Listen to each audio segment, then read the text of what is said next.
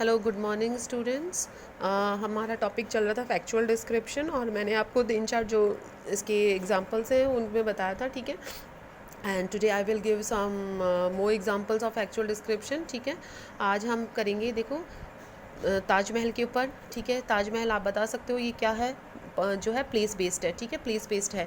अब प्लेस में मैंने आपको बताया कि इसमें मैंने आपको पॉइंट्स भी बताए थे, अगर आपको याद हो तो, कि हम क्या करते हैं, क्या चीज़ है, कितने एरिया में बनी हुई है, कहाँ बनी हुई है, क्या उसकी इंपॉर्टेंस है, क्या उसकी हिस्ट्री है, ऑल डेट ये हम सब जो है वो लिखते हैं, ठीक है। तो अब जो है इसमें ताजमहल के बारे में हम बताएंगे, ठीक है, कि Taj Mahal is one of the 7 wonders of the world, कि ताजमहल जो है 7 वंडर्स में से एक है। The word Taj Mahal literally translates to crown of palaces, ठीक है। ताज का मतलब जानते हैं, जो सर पर लगाया जाता है, ठीक है। अब ताजमहल इसका मतलब जो है क्राउन ऑफ पैलेसेस, मतलब कि महलों का ताज। Taj Mahal is an ivory white marble mausoleum, मतलब कि ताजमहल जो है बिल्कुल आइवरी होता है बेटा, हाथी की दांत जैसे सफ़ेद मार्बल का बना हुआ है। On the bank of river Yamuna, कहाँ बना हुआ है, यमुना नदी के किनारे पर। Located in the Indian city of Agra, और कहाँ पर बना हुआ है, भारतीय सिटी जो आगरा है वहाँ पर। The plans and constructions of the mahal was first commissioned in the year 1632, और ये कब बना था, इसकी योजना कब बनी थी, 1632 में, by the Mughal emperor Shah Jahan. किसने बनवाया था, शाहजहाँ ने।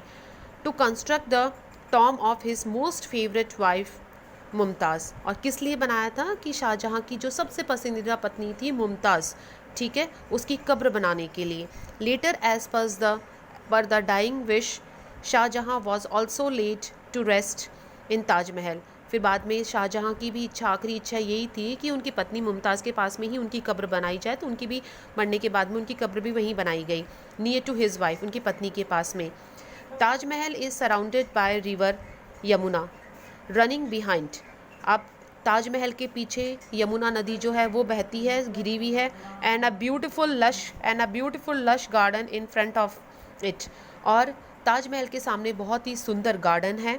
Thousands of visitors from all over the world came to visit this great building throughout the year, और पूरे साल भर कई हज़ारों की संख्या में जो विजिटर्स होते हैं वो यहाँ पर आते हैं, ठीक है, ताजमहल को देखने के लिए। तो मैंने आपको बताया कि this is place based factual description, ये जो है प्लेस बेस्ड फैक्चुअल डिस्क्रिप्शन है, जिसमें हमने ताजमहल को डिस्क्राइब करा। मतलब फैक्ट्स मैंने आपको बताया कि फैक्चुअल डिस्क्रिप्शन में हम फैक्ट्स को डिस्क्राइब करते हैं। अब ताजमहल के बारे में हमने कोई मनगढ़ंत बात नहीं बताई है, मतलब कि जो ताजमहल की रियलिटी है वो सब ने बताई है। अब प्लेस का ऐसे ही होता है बेटा, क्या चीज़ है, कहाँ पर है, किसने बनवाई, क्या उसकी हिस्ट्री है, क्या उसकी इंपॉर्टेंस है, ये सारी चीज़ हम जो बनाते हैं, ठीक है।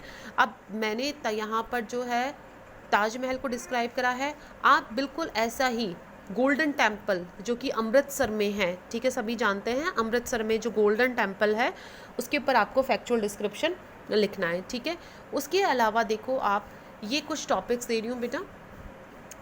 हाउस ऑन फायर, ठीक है, ये इवेंट एक्सीडेंट बेस्ड है। Road accident, how I celebrated my birthday and scene of railway station, इसके ऊपर भी आपको फैक्चुअल डिस्क्रिप्शन करना है। हाउस ऑन फायर, आंखों देखा हाल, अब इसमें आपको लिखना रिपोर्ट की जैसे ही है, सारे के सारे पास्ट टेंस में लिखे जाएंगे, इसलिए मैंने एक जैसे लिखे हैं, पास्ट टेंस में लिखे जाएंगे। पास्ट टेंस में इसलिए लिखे जाएंगे क्योंकि ये ऑलरेडी ये चीज़ें हो चुकी हैं, अब आपको डिस्क्राइब करना है। रिपोर्ट में तो हम क्या करते हैं, डेट लिखकर और थर्ड पर्सन में लिखते हैं, वहाँ पर ऐसा ऐसा हुआ, बट फैक्चुअल डिस्क्रिप्शन में आप आंखों देखा हाल बताओगे। जैसे कि हाउस ऑन फायर है, ठीक है, तो आप उसमें बताओगे कि जैसे आप कुछ भी एज्यूम कर सकते हो, मान सकते हो कि जैसे कि मान लो कि मैं मेरे घर पर बैठी थी, अचानक मुझे सुनाई दिया मेरे पड़ोस में ज़ोर ज़ोर से आवाज़ें आने लगी, रोने की, चिल्लाने की, और बहुत ऊंची फ्लेम्स, आग की लपटें उठते मुझे दिखाई दी। आप मैं मतलब कि फर्स्ट सेकंड पर्सन में आपको शुरुआत करके लिख सकते हो, ठीक है। फिर वही लिखना वही रिपोर्ट की जैसे है, भाई आग कैसे लगी, कहाँ लगी, क्या कारण था, किस तरीके से लोगों ने हेल्प करी। रोड एक्सीडेंट में भी आप रिपोर्ट की जैसे ही लिखना है, लेकिन उसमें अपने आप को शामिल कर लेना है कि जैसे कि कल मैं वहाँ से जा रही थी, अचानक से एक गाड़ी आई, उसने उसको टक्कर मार दी, ये नुकसान हुआ, ये कारण था, ठीक है। How I celebrated my birthday, इसमें भी आपको यही बताना है कि मैंने मेरा जन्मदिन मनाया, कैसे बनाया, जैसे सभी फ्रेंड्स को इन्वाइट करा, रिलेटिव्स को इन्वाइट करा, केक कट करा, ठीक है, क्या क्या उसके ऊपर फंक्शंस वगैरह हुए वो बता सकते हो, कहाँ क्या क्या डिशेज़ बनाई गई, किस तरीके से इंजॉय किया, वो सारा, ठीक है। सीन ऑफ रेलवे स्टेशन, इसको भी आप डिस्क्राइब कर सकते हो, पास्ट टेंस में ही करना है इसको भी। जैसे आप बता सकते हो कि कल मैं जयपुर रेलवे स्टेशन गई, मैंने देखा वहाँ बहुत रश था, इतने वहाँ टर्मिनल्स बने हुए हैं, इतनी गाड़ियाँ रुकने की जगह है, इतने पैसेंजर्स थे, बहुत क्राउडेड प्लेस थी, इस तरीके से हॉकर्स थे वहाँ पर, मतलब कि बेचने वाले जो थे, इस तरीके से आपको डिस्क्राइब करना है, ठीक है। तो आपका प्लेस बेस्ड हो गया, ये आपके इवेंट वगैरह बेस्ड जो है वो हो गया, इसको आपको करना है। ये सारे के सारे बेटा आपको पास्ट टेंस में करना है, ओके स्टूडेंट्स। और फिर भी अगर आपको नहीं समझ में आता है तो आप मेरे से पूछ सकते हो। और इससे पहले जो भी मैंने आपको वर्क दिया है, ठीक है, इससे पहले जो भी वर्क दिया है वो सारा आपको जो है मुझे शो करना है, मुझे दिखाना है, ठीक है। जो ये कल वाला वर्क था मोहनदास करमचंद गांधी वाला, आपका ग्लोबल वार्मिंग का, इससे पहले देखो ये वाला मैंने आपको करवाया था, ठीक है, न्यू ऑडिटोरियम का, ओपनिंग अ बैंक अकाउंट, ये वाला करवाया, ठीक है। तो आपके 1 2 3 4 5 एग्जाम्पल्स मैंने आपको करवा दिए हैं, ठीक है। और जितने मैंने एग्जाम्पल्स करवाए हैं उतने ही मैंने आपको जो है एज अ आपको एग्ज़ाम्पल एज अ आपका जो है एक प्रैक्टिस के बेस पर मैंने आपको उतने ही मैंने आपको क्वेश्चंस दिए थे कि आपको बिल्कुल वैसे ही मिलते जुलते जैसे मैंने करवाए हैं वैसे ही प्रैक्टिस के मैंने आपको क्वेश्चंस दिए थे। तो आपको वो मुझे कई स्टूडेंट्स ने दिखाया है बट मोस्टली स्टूडेंट्स ने नहीं दिखाया है। So please students please show me your work, ठीक है।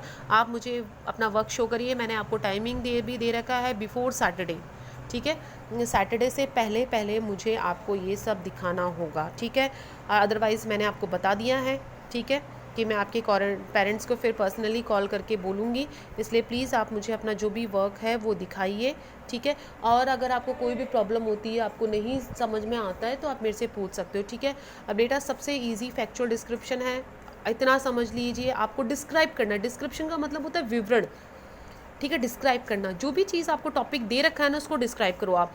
इसमें टेंस का ये है कि आप टॉपिक देखो कि ये प्रेजेंट टेंस में डिस्क्राइब होने वाला है या पास्ट टेंस में। अगर प्रेजेंट टेंस में डिस्क्राइब होने वाला है तो आपको प्रेजेंट टेंस में डिस्क्राइब करना है। अगर पास्ट टेंस में डिस्क्राइब करने वाला है तो आपको पास्ट टेंस में उसको डिस्क्राइब करना है। ये आपको जज करना पड़ेगा कि ये कौन से टेंस में है। अब जैसे ताजमहल है, ताजमहल में देखो आप हमने पूरा इसको प्रेजेंट टेंस में करा है। कहीं कहीं पर जब हम उसकी हिस्ट्री बता रहे हैं तो बनवाया था, भाई इस ईयर में इसलिए बनवाया था, तो पास्ट टेंस का भी यूज़ आया है। अदरवाइज़ हमने इसको प्रेजेंट में कराया है, ठीक है। तो इस तरीके से आप पास्ट और प्रेजेंट में जो भी आपको इसमें टॉपिक की जो नीड है अकॉर्डिंग टू नीड आप टेंस का यूज़ करोगे, ठीक है।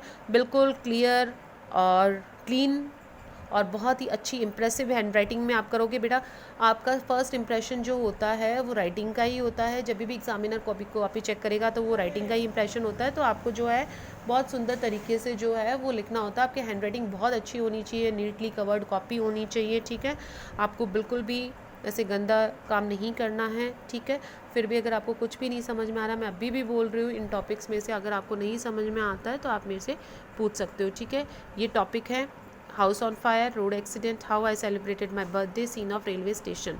इनमें से अगर जो भी आपको समझ में नहीं आता है तो मैं आपको ये जो है समझा दूंगी, और समझा तो दिया है मैंने आपको। अगर नहीं समझ में आता है तो मैं आपको करके भी भेज दूंगी नोट्स, ओके स्टूडेंट्स, ठीक है। आप ये करिए, okay, thank you and have a nice day.